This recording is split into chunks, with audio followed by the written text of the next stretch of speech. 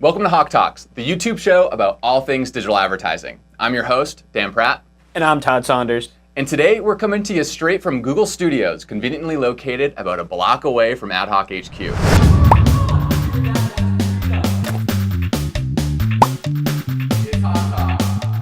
Now, you might be wondering, why on earth are Todd and Dan wearing Santa hats in the middle of August?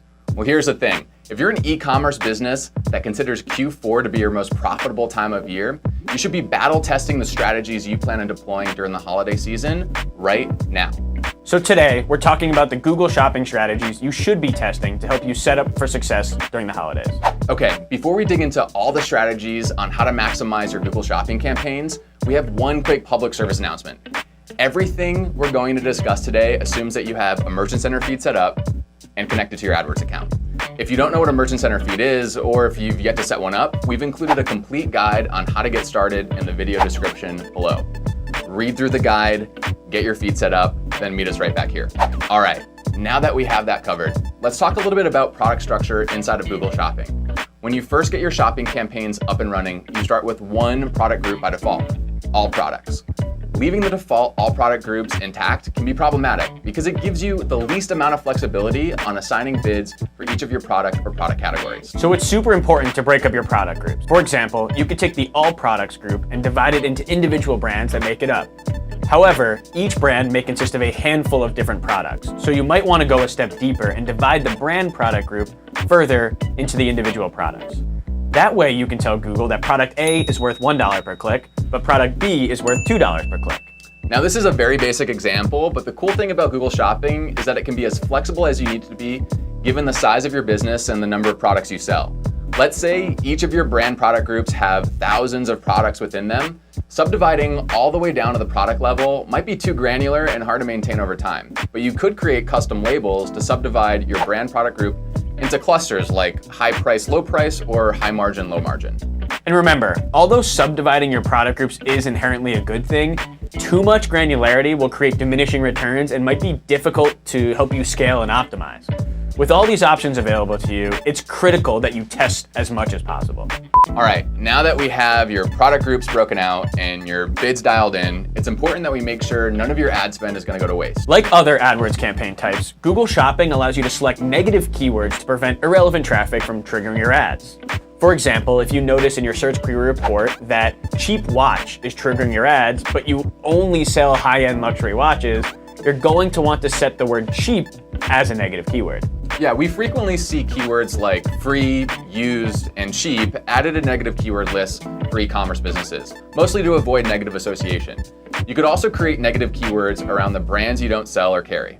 So now that you have your product feed broken up, your bids dialed in, and your negative keywords added, it's time to let you in on a little secret. Come here, come close. Our favorite Google Shopping hack, priority settings. Google Shopping doesn't let you select the keywords you appear for. Instead, it uses the titles and descriptions in your product feed to match relevant consumers to your products.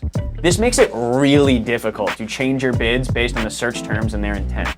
For example, when bidding on the product men's baseball hat, you cannot change your bids based on if the customer searches men's hat, baseball hat, or men's baseball hat, when clearly the last search will be the highest converting.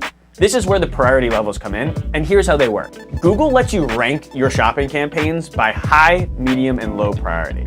This means if more than one product qualifies to show, the campaign with the highest priority will always enter the auction first.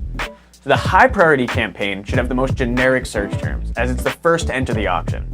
However, the low priority campaign should have the most specific and highest converting search terms. You can control the specificity of search terms by using negative keywords and negative keyword lists.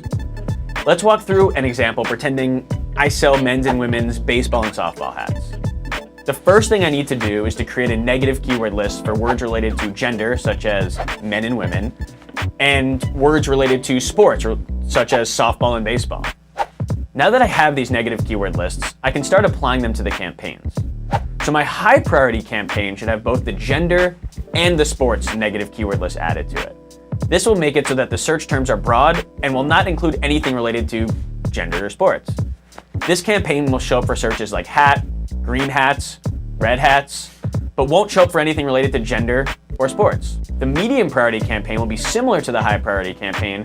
However, we want to remove the sports negative keyword list. This campaign can show up for searches like baseball hat and softball hat, but still cannot show up for searches about genders. Finally, the low priority campaign should then have no negative keyword lists. This results in all of the search terms being very specific, such as men's baseball hats. The high priority campaign should have the lowest bids, as they are the most generic, and the low priority campaign should have the highest bids, as they are the most specific searches that you really want to dial in. Keep in mind, this strategy allows you to segment traffic. It doesn't mean that your highest priority campaign will be your worst converting and your lowest priority campaign will be the best converting. If you adjust your bids appropriately, you should see a similar return on ad spend from your high campaign to your medium campaign to your low priority campaign. If this is confusing, we've included a guide to walk you through each step of the process in the description below. Thanks for joining us on this very special Google Studios edition of Hawk Talks. If you need help simplifying your digital advertising, visit us at tryadhawk.com to learn more. My name is Dan Pratt. And I'm Todd Saunders. We'll catch you next week.